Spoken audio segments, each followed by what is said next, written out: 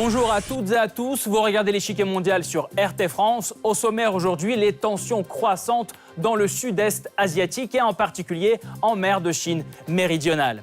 Différents territoriaux brouilles autour de Taïwan et de Hong Kong sont autant de facteurs qui font de cette partie du globe un véritable champ de bataille géopolitique.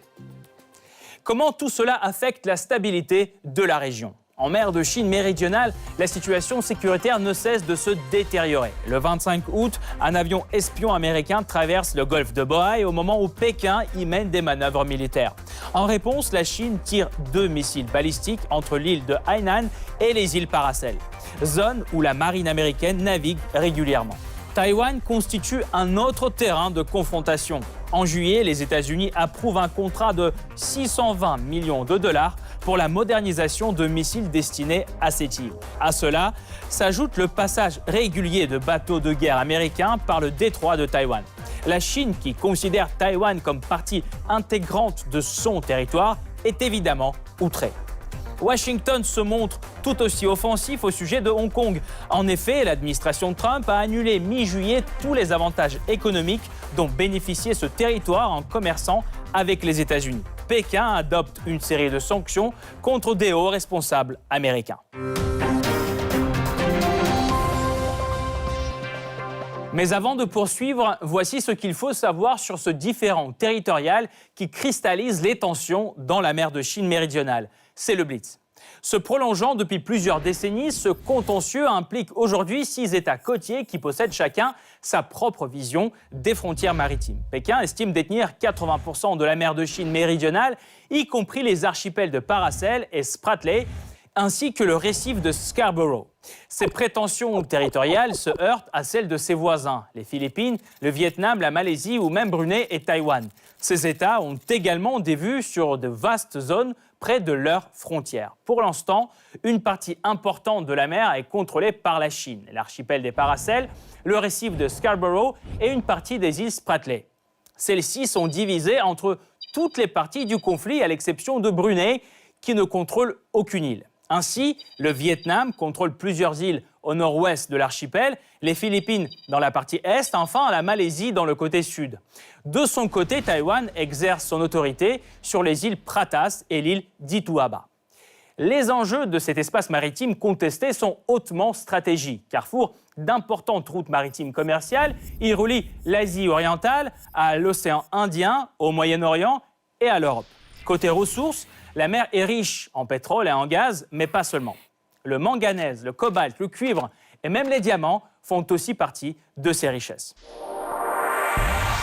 Dans la mer de Chine méridionale, les tensions montent d'un cran entre Pékin et Washington. Fin août, un avion espion américain traverse la zone des manœuvres militaires chinoises. En réponse, Pékin tire 2 missiles balistiques vers les eaux litigieuses où la marine américaine mène de plus en plus souvent ses opérations baptisées « liberté de navigation ». En effet, Washington accuse les autorités chinoises d'avoir profité de la pandémie pour faire avancer ses prétentions territoriales en mer de Chine méridionale. Dans les faits, plusieurs incidents ont eu lieu récemment entre la Chine et ses voisins dans les eaux disputées. Cependant, si la plupart d'entre eux hésitent à défier ouvertement Pékin, les Philippines, eux, menacent d'appeler à l'aide la marine américaine en cas de violation flagrante de leur souveraineté.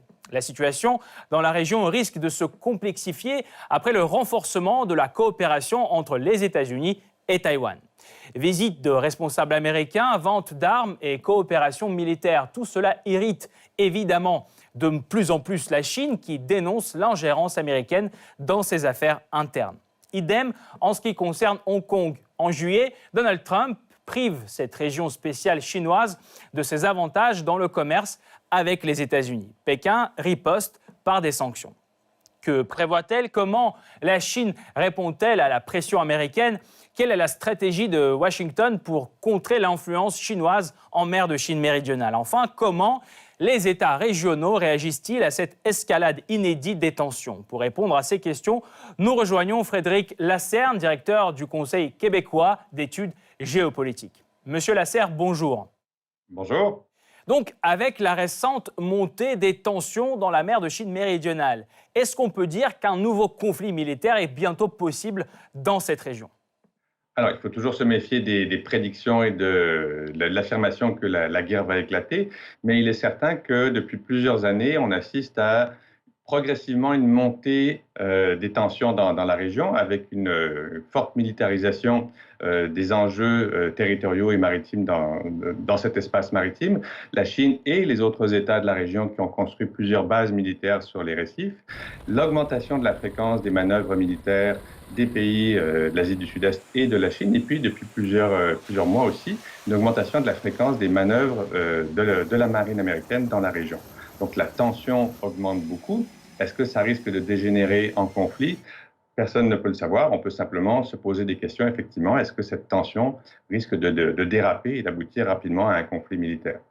Si on parle des revendications en mer de Chine méridionale, et qui est selon vous ici l'agresseur, qui lorgne sur le gâteau qui ne lui appartient pas finalement? Bien malin qui peut répondre de manière définitive à cette question, puisque chacun a fourni des arguments historiques et son interprétation juridique pour justifier ses revendications. Ce qui est certain, c'est que les archipels en jeu, les Paracels et les Spratleys, contrairement à ce que disent tous les protagonistes, n'ont jamais été administrés directement ni par la Chine, ni par le Vietnam, ni par aucun autre État dans la région. C'était des archipels qui étaient peu fréquentés, au contraire qui étaient fuit plutôt par la navigation. D'autre part, on s'aperçoit aussi que les revendications sur les espaces maritimes qui sont faits à partir de ces archipels respectent assez peu l'esprit de la Convention sur le droit de la mer. Donc moi, je serais d'avis de dire qu'il n'y a absolument aucun protagoniste qui respecte vraiment les principes de la Convention du droit de la mer et que donc beaucoup de revendications dans cette région sont assez peu fondées. Et que pensez-vous du rôle de l'Union européenne dans toutes les tensions régionales? Peut-on dire que maintenant, c'est sûr, Bruxelles va soutenir la position américaine de pression maximale sur la Chine? Encore une fois, c'est assez difficile de l'affirmer. Pendant longtemps, l'Union européenne a essayé de trouver un équilibre entre conserver un certain dialogue avec la Chine et en même temps offrir son soutien aux pays de l'Asie du Sud-Est et conserver aussi son réseau d'alliances avec le Japon, avec l'Australie, avec les États-Unis. Donc essayer de faire ce jeu d'équilibrisme diplomatique, c'est de plus en plus difficile compte tenu de l'accroissement des tensions et de l'affirmation récente des revendications de la part de la Chine. Est-ce que ça veut dire pour autant que l'Union européenne va s'aligner sans réserve sur la position américaine? C'est pas sûr, puisque les États-Unis, en ce moment, semblent faire le choix d'une confrontation qui, encore une fois, ne va pas nécessairement aboutir à un conflit militaire, mais en tout cas, on semble choisir l'option de l'épreuve de force. Est-ce que ça va être une option retenue par l'Union européenne? Je n'en suis pas certain, mais c'est sûr que la préférence diplomatique de l'Union européenne va plutôt du côté des alliés traditionnels que sont les États-Unis, l'Australie et le Japon. Merci beaucoup, Monsieur Lasserre. Nous allons poursuivre notre analyse tout de suite, mais nous vous retrouverons évidemment en fin d'émission pour plus de détails sur la question. Merci. Le 9 septembre, les 10 États membres de l'ASEAN tiennent leur rencontre par visioconférence. La pandémie de Covid-19, rétablissement de la production, coopération économique, l'agenda est plus que chargé. Une attention particulière est portée à l'escalade récente entre la Chine et les États-Unis en mer de Chine méridionale. Un bras de fer qui risque d'affecter la stabilité de la région tout entière. Alors que la pandémie du Covid-19 se poursuit, le paysage géopolitique et géoéconomique régional, y compris en mer de Chine méridionale, connaît des volatilités croissantes qui mettent en danger la paix et la stabilité. Entre les deux superpuissances, la tension commence à monter dès le mois de juillet. Au début du mois, la Chine entame des manœuvres militaires autour des îles Paracels revendiquées par le Vietnam. Criant au viol du droit international, Washington réagit en envoyant 2 porte-avions, les USS Ronald Reagan et USS Nimitz, dans les eaux contestées. Cet acte met la Chine en émoi, qui le qualifie de provocation dangereuse pour la paix régionale. L'escalade prend de l'ampleur fin août, mettant les deux pays au bord d'un conflit ouvert. Le point de départ est le vol d'un avion espion américain au-dessus du golfe de Bohai, territoire qui était proclamé par Pékin zone d'exclusion aérienne en raison de nouveaux exercices militaires. Le vol perturbe le cours des manœuvres. Et en réponse, la Chine tire 2 missiles balistiques appelés tueurs de porte-avions vers les eaux disputées. Un signal clair adressé aux États-Unis. De son côté, Washington répond le 26 août en adoptant des sanctions économiques contre la Chine. Ce sont les premières sanctions américaines concernant la politique chinoise en mer de Chine méridionale. 24 entreprises et personnes physiques chinoises sont désormais ajoutées à la liste noire américaine. Elles sont accusées d'avoir aidé la Chine à renforcer ses positions dans les eaux litigieuses. Certaines d'entre elles, par exemple, ont joué un rôle clé dans la construction d'îlots artificiels sur l'archipel disputé des Spratly. L'interdiction est donc faite aux entreprises américaines de commercer avec ces entités. Aujourd'hui, la Chine possède 7 îlots artificiels qui lui servent de vrais avant-postes en mer de Chine méridionale. Un atout stratégique qui renforce encore plus l'avantage militaire de Pékin dans cette zone. Selon le département de la défense américain, la marine chinoise y abrite une partie notable de ses forces. 20 sous-marins, 11 destroyers, un porte-avions et 22 bateaux lance-missiles. À l'échelle nationale, la marine chinoise aurait récemment dépassé celle des États-Unis avec près de 350 navires et sous-marins. Une première mondiale. La marine américaine, quant à elle, possède en tout 293 bâtiments qui se concentrent de plus en plus dans la région Indo-Pacifique. Selon l'Institut national chinois pour l'étude de la mer de Chine méridionale, 60% des navires de guerre américains et les 2 tiers de l'infanterie de marine y sont déployés. Et leur activité est aussi en hausse. Durant le premier semestre 2020, la marine américaine mène 5 opérations appelées liberté de navigation censées défier les revendications territoriales de la Chine. Dans ce bras de fer avec Pékin, Washington s'assure du soutien de ses alliés stratégiques dans la région, l'Australie et le Japon. Le 7 juillet, les ministres de la Défense des 3 États se réunissent par visioconférence afin de discuter la situation sécuritaire dans la région. Bilan de la rencontre, des promesses de renforcer la coopération militaire et de défendre la liberté de navigation dans la mer de Chine méridionale.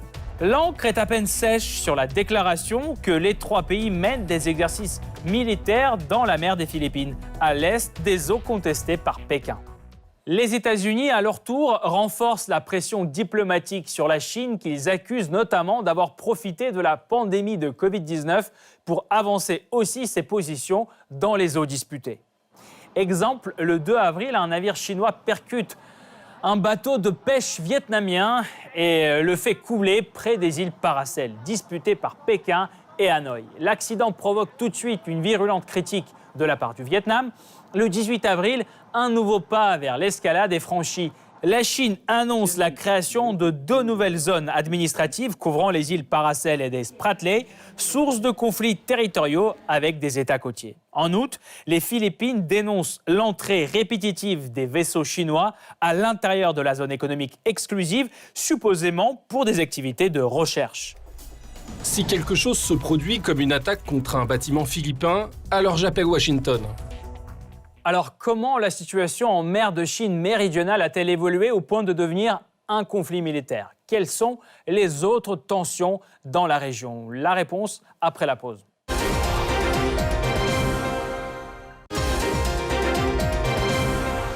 De jour en jour, les tensions en mer de Chine méridionale s'intensifient. Exercices militaires et tirs de missiles balistiques, les 2 plus grandes puissances navales, les États-Unis et la Chine, y défendent chacun leur vision des frontières. Une rivalité croissante et surtout dangereuse qui risque de complexifier encore plus le conflit territorial dans ces eaux en cours pendant plusieurs décennies. Dans ce conflit territorial, 2 États se disputent la découverte des îles Spratly et Paracel, la Chine et le Vietnam. Alors que Pékin parle des pêcheurs chinois fréquentant la mer de Chine du Sud depuis l'époque de l'Antiquité, Hanoï prétend que ce sont les Vietnamiens qui étaient les premiers à découvrir les îles au XVIIe siècle. Néanmoins, à l'époque coloniale, ce sont les Chinois qui dominent cette mer. Et cela jusqu'à l'arrivée des colonisateurs français au milieu du XIXe siècle qui s'emparent de la majeure partie du Vietnam et imposent leur contrôle sur presque la totalité de la mer en repoussant la Chine. La situation change avec le début de la Seconde Guerre mondiale. La France cède ses positions et le Japon occupe les archipels Spratly et Paracel qui lui servent de tremplin pour lancer des attaques contre les pays asiatiques. Après la capitulation du Japon en 1945, les Chinois s'emparent du groupe Amphitrite à l'ouest des îles Paracel et de la plus grande des îles Spratly, Itu, à bas. la guerre civile chinoise marque un nouveau tournant dans le conflit. La partie des îles Paracel occupée par la Chine républicaine passe sous l'administration de la République de Chine populaire, tandis qu'Itu-Aba passe sous administration taïwanaise. De l'huile est jetée sur le feu avec le traité de paix de San Francisco de 1951 qui stipule que le Japon renonce à sa souveraineté sur les archipels Spratly et Paracel sans indiquer à qui ces archipels sont restitués. Le Vietnam, qui contrôlait jusque-là plusieurs îles Paracel, profite de l'occasion pour afficher ses droits historiques sur les 2 archipels. C'est à ce moment que les Philippines avancent leurs prétentions territoriales sur quasi la totalité de l'archipel Spratly en prétextant que les îles sont devenues res nullius et en s'appuyant sur leur proximité géographique. Dans ce contentieux, les choses bougent en 1974 lorsque la République populaire de Chine, profitant de la faiblesse des Sud-Vietnamiens, envahit les îles Paracel contrôlées par le Vietnam du Sud. En 1975, le Vietnam, déjà unifié, proteste et occupe 7 des îles des Spratly. Une manœuvre qui pousse chacun des États riverains de la mer de Chine du Sud à s'emparer d'îles ou de récifs de l'archipel des Spratly. Ainsi, la Malaisie, les Philippines, le Vietnam et la République populaire de Chine se lancent dans la conquête des îles les plus proches de leurs côtes. En 1992, c'est le tour de Brunei d'afficher ses droits sur une partie de l'archipel. Plus précisément, il s'agit des eaux entourant le récif Louisa, contrôlé par la Malaisie. C'est au même moment que la Chine commence à s'intéresser de plus en plus à l'archipel des Spratly. Dès 1992, elle le revendique en totalité. Ajoutant le geste à la parole, Pékin occupe le récif Eldad et 3 ans plus tard, le récif Mischief. La situation sécuritaire se détériore. Entre 1990 et 1995, plus de 100 incidents ont lieu entre les pays côtiers et la Chine, qui s'impose de plus en plus comme le maître de ces eaux. Le premier pas vers la détente est franchi en 2002. Les pays de l'ASEAN et la Chine signent en 2002 la déclaration sur la conduite des parties en mer de Chine méridionale, le document qui les engage à coopérer et résoudre tout différend de manière pacifique. Néanmoins, les incidents continuent. En 2012, la Chine va jusqu'à prendre le contrôle du récif de Scarborough, contrôlé jusque-là par les Philippines. En réponse, Manille saisit en 2013 la Cour permanente d'arbitrage de la Haye sur ce dossier.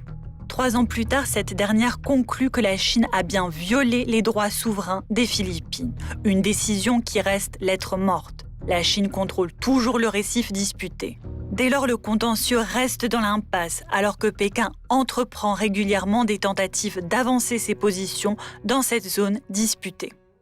Cette escalade en mer de Chine méridionale n'est d'ailleurs pas une tendance isolée. Ces derniers mois, de fortes tensions jaillissent autour de toutes les zones sensibles près des côtes chinoises. C'est le cas notamment de Taïwan, considéré par Pékin comme sa province, mais gouvernée dans les faits par un régime indépendant.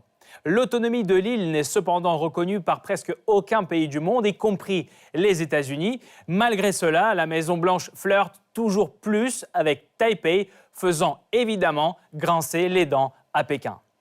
En août dernier, Washington envoie à Taïwan sa plus importante délégation depuis 1979. À sa tête, le secrétaire américain à la santé, Alex Azar. La présidente de Taïwan, Tsai Ing-wen, et lui signent alors un accord de coopération. Était-ce pour taquiner Pékin ou non, mais également en août, des destroyers américains passent 2 fois dans le détroit de Taïwan, entre l'île et la Chine continentale. La série de petites provocations de la Maison-Blanche continue avec l'ouverture d'un nouveau dialogue économique avec l'île, puis avec l'intensification de vente d'armes américaines à Taïwan. Tout est cadré par un accord en effet déjà existant qui avait été conclu par Ronald Reagan, mais dont la mention top secret vient d'être levée. Récemment, c'est la vente de 18 torpilles lourdes, une modernisation des missiles solaires et la finalisation du contrat pour 66 chasseurs F-16 qui sont annoncés. En réponse aux manœuvres diplomatiques américaines à Taïwan, la Chine n'hésite pas à rouler des mécaniques. Ainsi, plusieurs chasseurs chinois frôlent l'espace aérien taïwanais en août, au moment même de la visite américaine sur l'île. 2 jours plus tard, Pékin révèle avoir mené des exercices navals et aériens autour de Taïwan. Depuis, elle continue ses manœuvres près des côtes taïwanaises. Une démonstration de force mutuelle qui ne débouche pas pour le moment sur un conflit ouvert. Mais les moyens de pression s'accumulent des deux côtés. Pour sa part, la Chine impose des sanctions au producteur d'armement américain Lockheed Martin en juillet. Et en septembre, d'éventuelles sanctions contre les responsables et les entreprises américaines liées à Taïwan sont annoncées par les médias chinois. Pourtant, c'est aussi sur le plan diplomatique que se joue une autre escalade régionale, cette fois-ci autour de Hong Kong. Ici, pas question de remettre en cause la souveraineté chinoise sur la région. Mais c'est la façon dont cette souveraineté est exercée qui est au centre de la crise. La fameuse nouvelle loi sur la sécurité est adoptée par la Chine en juillet.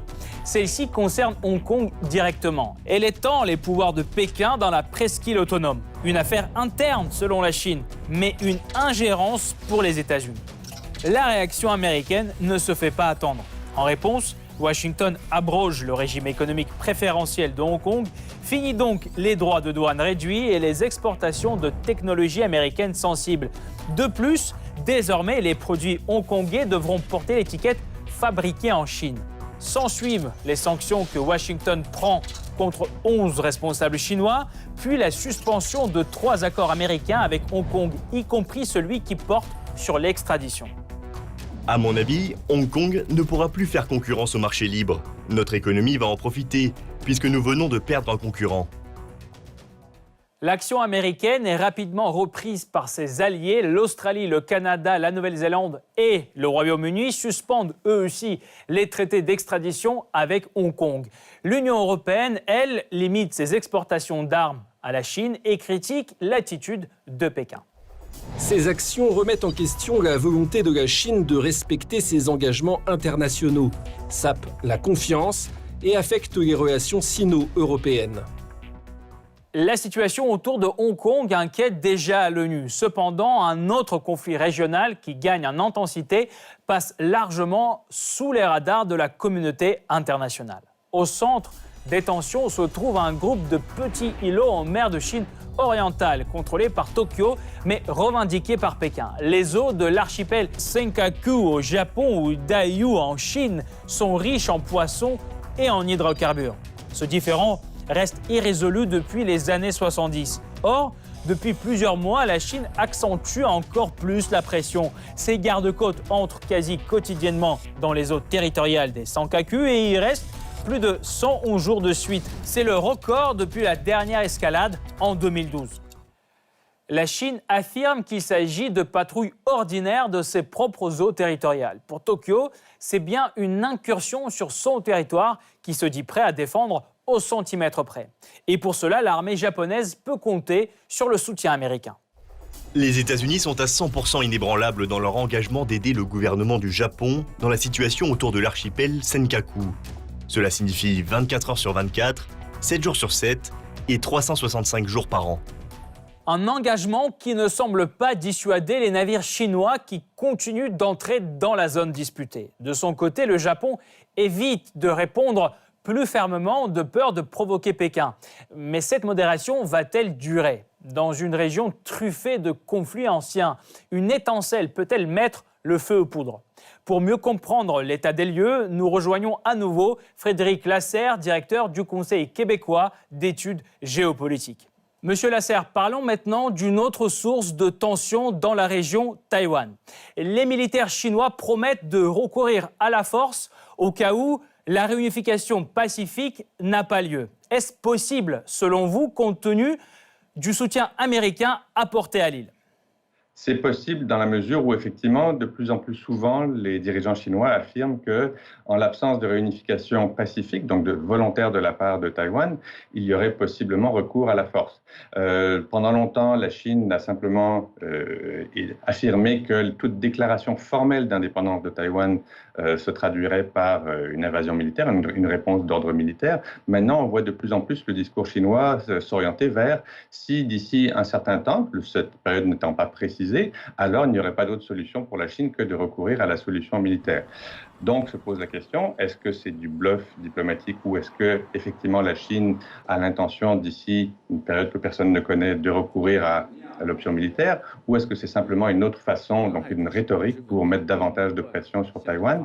C'est difficile à dire. Ce qu'on peut observer, c'est qu'effectivement, depuis l'arrivée au pouvoir de Xi Jinping et la montée en puissance économique et militaire de la Chine semble vraiment une puissance décomplexée, c'est-à-dire qui affirme avec beaucoup moins de retenue que dans le passé, ses intérêts, ses objectifs politiques, économiques et territoriaux dans la région, que par ailleurs, Xi Jinping ne s'en cache pas, il souhaite que d'ici 2049, c'est-à-dire le 100e anniversaire de l'arrivée au pouvoir du Parti communiste chinois, la Chine soit redevenue une grande puissance internationale. Donc, est-ce que ce serait effectivement l'échéance 2049 pour la réunification et donc le retour de Taïwan au sein de la mère patrie? C'est possible. Encore une fois, ce sont des hypothèses que l'on formule. Ce qui est certain, c'est que de plus en plus, la Chine affirme que d'ici un certain temps, si Taïwan ne refuse la réintégration au sein de la Chine, eh bien le gouvernement chinois n'écarte pas l'option militaire. La Chine n'est-elle pas finalement encerclée, seule contre tous?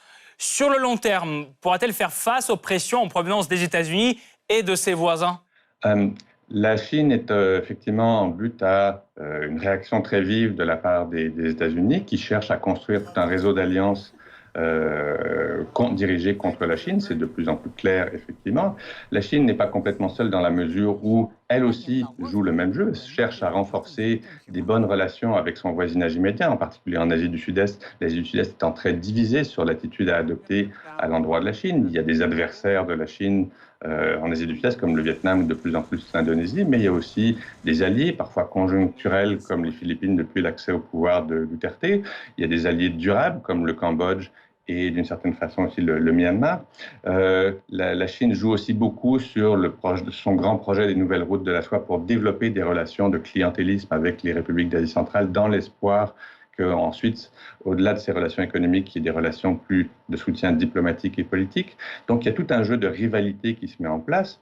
Et par ailleurs, la Chine est sur une trajectoire de montée en puissance économique et politique qui inquiète beaucoup justement les États-Unis, qui ont du mal à intégrer le fait que de plus en plus la Chine est l'autre puissance mondiale, qui est pour le moment clairement pas aussi puissante que les États-Unis, mais précisément cette ascension politique et militaire de la Chine inquiète beaucoup les États-Unis et ils souhaitent contrer cette montée en puissance. Merci beaucoup Frédéric Lasserre. Je rappelle, vous êtes directeur du Conseil québécois d'études géopolitiques. Merci d'avoir apporté votre éclairage dans cette émission. Cette partie-là n'est pas encore terminée. La semaine prochaine, une nouvelle partie vous attend avec d'autres pions sur l'échiquier mondial. À bientôt sur RT France.